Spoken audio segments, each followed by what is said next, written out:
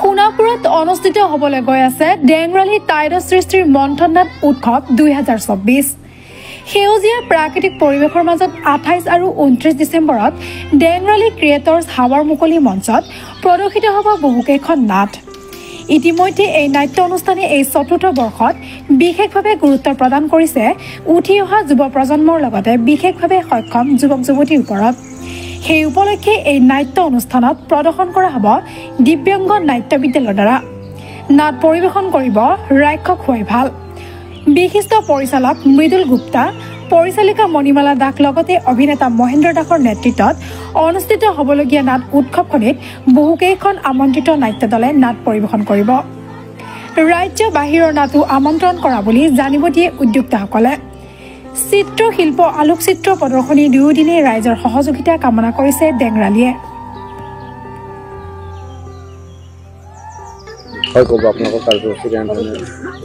এবাৰ আমাৰ ডেংৰালী টাইডছ চতুৰ্থ বছৰ, আৰু এই বছৰ আমি নাটক মাতিছোঁ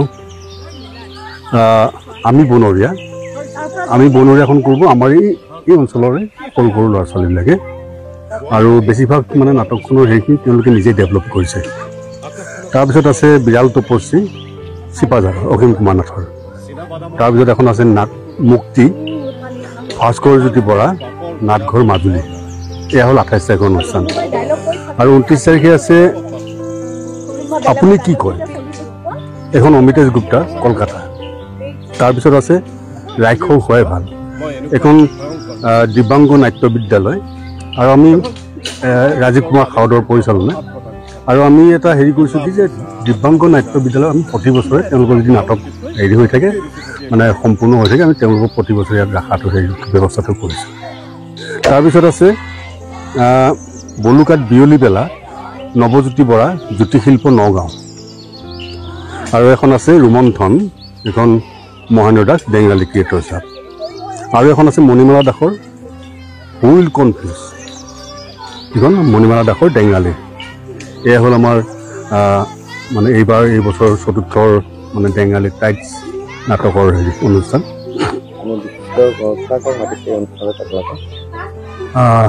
তেনেকৈ বিশিষ্ট ব্যক্তি আমাৰ হেৰি কৰা নাই, আহিব বহুত মানে বিভিন্ন ঠাইৰ পৰা বহুত ব্যক্তি আহিব, কিন্তু বিশিষ্ট ব্যক্তি হিচাপে বা বিশিষ্ট অতিথি হিচাপে ইমান কাকো মাতা নাই।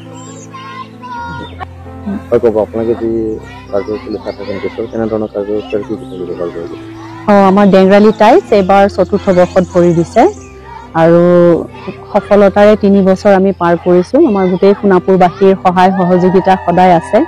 এইবাৰো আমি এইবাৰ আৰু বেছি অলপ ডাঙৰকৈ তাৰমানে এইবাৰ আমাৰ সোণাপুৰৰ বহু মানুহ আমাৰ লগত জড়িত হৈ আছে। এতিয়া লাহেকৈ মানে তাৰ বিশালতাটো বাঢ়ি আহিছে, তাৰ কাৰণে খুবেই ভাল লাগিছে। এইবাৰৰ আয়োজনটো দুদিনীয়া আয়োজন 28-29 তাৰিখৰ, আৰু এইবাৰ আমি বিশেষকৈ এটা বিশেষ ধৰণে আমি প্ৰস্তুতি লৈছোঁ ইয়াৰ ওচৰৰ পাজৰ যিখিনি সৰু ল'ৰা ছোৱালী আছে সেইখিনি কেনেকৈ আমি আগুৱাই লৈ যাব পাৰোঁ। আৰু এইবাৰৰ যিখন আমি তেওঁলোকৰ সৰু ল'ৰা ছোৱালীৰ নাটকখনেৰেই আমি আৰম্ভ কৰিম। আমাৰ অনুষ্ঠানটোৰ মানে নাট্য উৎসৱৰ আৰম্ভণি হ'ব তেওঁলোকৰ নাটকেৰে।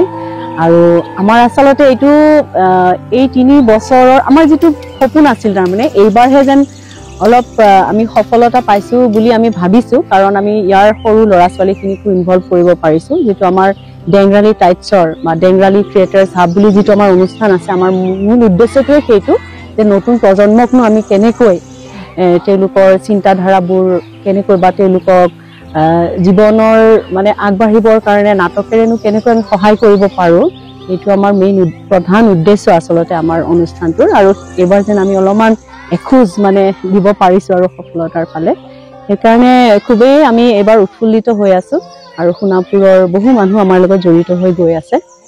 আয়োজনটো এইবাৰ খুব ডাঙৰকৈ হৈ আছে। আৰু আপোনালোকৰ জৰিয়তে অসমবাসীৰ ৰাইজক জনাব বিচাৰিছোঁ এইবেলি আমাৰ 2024 ডেংৰালী টাইডছ সৃষ্টিৰ মন্থন আমাৰ চতুৰ্থ বৰ্ষ। এই চতুৰ্থ বৰ্ষত আমি দুদিনীয়া কাৰ্যসূচী ৰাখিছোঁ 28 আৰু 29 ডিচেম্বৰ। এই 28 আৰু 29 ডিচেম্বৰত আমি আমাৰ প্ৰথম নাট্য অনুষ্ঠান আছে ডেংৰালী ক্ৰিয়েটৰ্ছ হাবৰ তৰফৰ পৰা কণ ল'ৰা ছোৱালীসকলে কৰিব আমি বনৰীয়া বুলি। তাৰপিছতে আমি একাধিক্ৰমে নাটসমূহ মঞ্চস্থ কৰি যাম। তাৰপিছতে আমি ফটো এক্সিবিশ্যন ৰাখিছোঁ, আৰু পৰ্যায়ক্ৰমে আমাৰ দ্বিতীয় দিনাও আমি নাট মাতিছোঁ।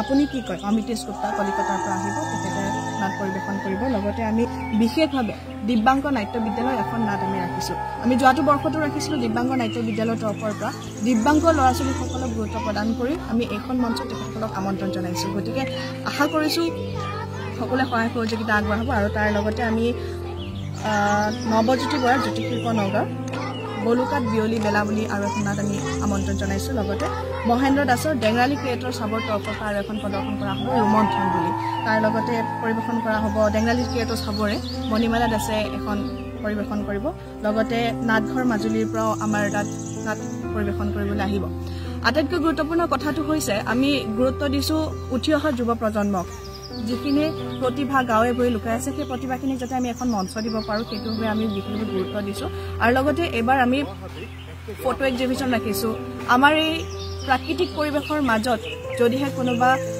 ব্যক্তিয়ে এনিশা কটাম বুলি ভাবিছে তেনেহ'লে সেই সুবিধাও আমি ৰাখিছোঁ কেম্প চাইট কৰিব পাৰি হয় হয় এইখন মঞ্চতে নাট মঞ্চস্থ কৰা হ'ব আৰু আমাৰ এই ডেংৰালীৰ চৌহদতে এনিশা কটাবও পাৰিব সেইটো হয় এই আমাৰ ডেংৰালী টাইট সৃষ্টি নাট মহোৎসৱখনি আমাৰ সোণাপুৰ কলেজৰ বেকচাইড পৰে আমি এই ঠাইডোখৰ হৈছে মিলনপুৰ গতিকে আহিব পাৰে আমাৰ এই সেউজীয়া পৰিৱেশৰ মাজত কোনো ধৰণৰ আমি কংক্ৰিট ব্যৱহাৰ কৰা নাই প্ৰকৃতিয়ে যি দিছে সেইটোকে আমি প্ৰকৃতিৰ উপহাৰ স্বৰূপে লৈ আমি নাটক কৰি আছোঁ গতিকে আহিবচোন কংক্ৰিটৰ পৰা আঁতৰি যান্ত্ৰিকতাৰ পৰা আঁতৰি অকণমান একেলগে নাটক উপভোগ কৰিম জীৱনৰ ক'ৰবাত সোৱাদ এটা পাব বুলি অনুভৱ কৰোঁ কাৰণ আমি ইমান যান্ত্ৰিকতাত সোমাই গৈছোঁ ইমান কৃত্ৰিমতাত সোমাই গৈছোঁ গতিকে সেই দুদিন শনিবাৰ আৰু ৰবিবাৰ পুনৰবাৰ কৈছোঁ 28 আৰু 29 ডিচেম্বৰ গতিকে আহক আপোনালোকে সেই দুদিনেও যাতে আমাৰ লগত একেলগে আহি নাট মহোৎসৱত অংশগ্ৰহণ কৰে আৰু আশা ৰাখিম আপোনালোকে আমাৰ ভুল ত্ৰুটিসমূহ যাতে আঙুলিয়াই দিয়ে ক'ৰবাত হয়তো থাকি যাব পাৰে ন গতিকে সেইবিলাক আপোনালোকে আগুৱাই দিব বুলি আশা কৰিছোঁ